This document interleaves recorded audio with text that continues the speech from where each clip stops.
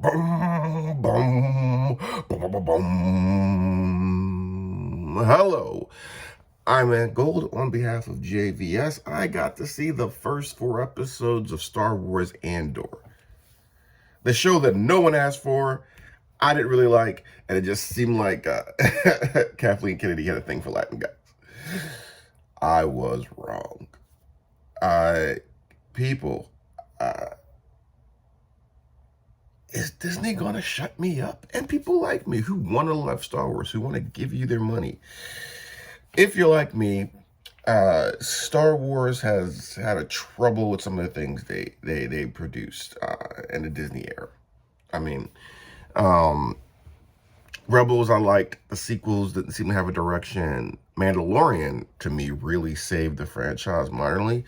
Book of Boba Fett had everything that going for it to make it a great series, except they didn't let Boba Fett be Boba Fett, and it was nonsensical and, you know, kind of kiddie instead of Boba Fett being a bad guy. And so a lot of people assume that maybe Disney just wasn't going to get into the grit that Star Wars could do, the gritty.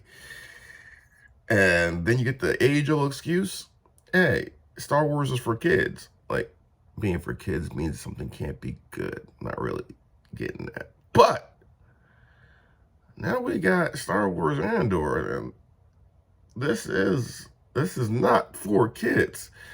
Kids may be in the room watching it, but if you catch the things they're saying and some of the acts they're doing, this is not the Ewoks.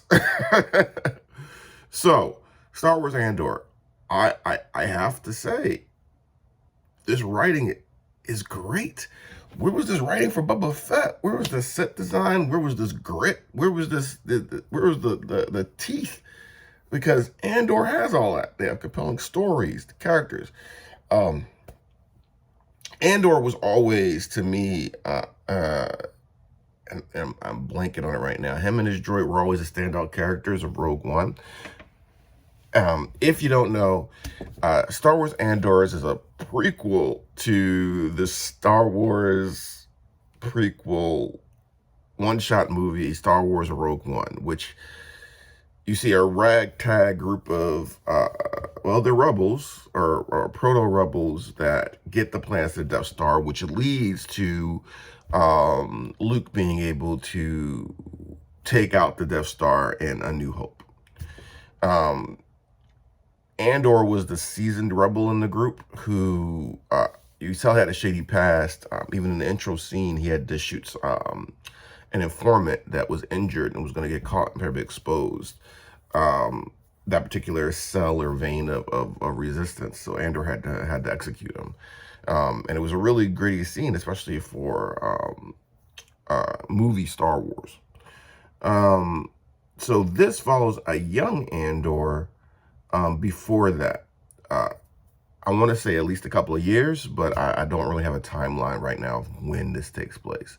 But we see pretty much his beginnings and how he got from there to there. And there's hinted we're gonna see people like Saw Gerrera, Clone Wars and Rogue One fans can recognize that name. And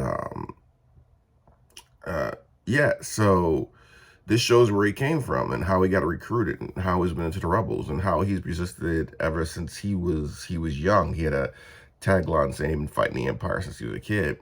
And this is explain that. This is one of those shows that they start off the bat letting you know that this is not for everybody. This is for the adult, mature fan. There's going to be some moral ambiguity. I hope I said that right. In the writing, and the writing so far is great. We're not on Tatooine. We're on a different planet. We get to see parts of how the Empire has subjugated or controlled areas of the galaxy and logistics of it. And they're not boring logistics, right? So people complain about how the prequels used politics in it.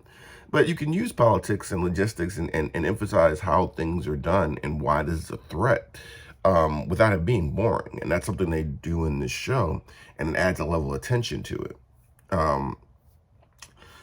So overall, I know, guys, this might not have been seem like I was praising it, but overall, this is good Star Wars. This is, I mean, I've only seen the first 4 episodes, and landings they're tricky. So, but if the writing keeps up, hey, please, Lucasfilms, invest in this good writing. Hey, I know a lot of people like Obi-Wan, but there were some great logical errors in Obi-Wan. There were some really I don't get some of the writing decisions to get out to the final product. Book of Boba Fett was just a disaster. I know this has been worked on for a long time, and if that's what it takes to give a quality show, I think you'll get more of a quality show than rushing to pick member berries. Anyway, I think you should check it out. I like the show. I'm here for it. And you know me, I've been critical.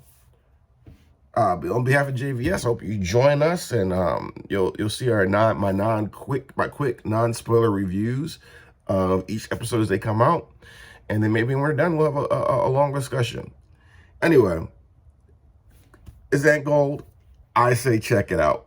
I say check out Star Wars Andor. At least check out the first 4 episodes. If you don't agree, if you don't like it, hey, just let me know. Let me know why. But be warned: if you come into our chats, you must be prepared. You must be prepared to defend your decision. Oh, I'm sorry. I think I poured it over to the House of Dragons one. Anyway, I'm Matt Gold on behalf of JVS. Thanks for checking us out. Talk to you later.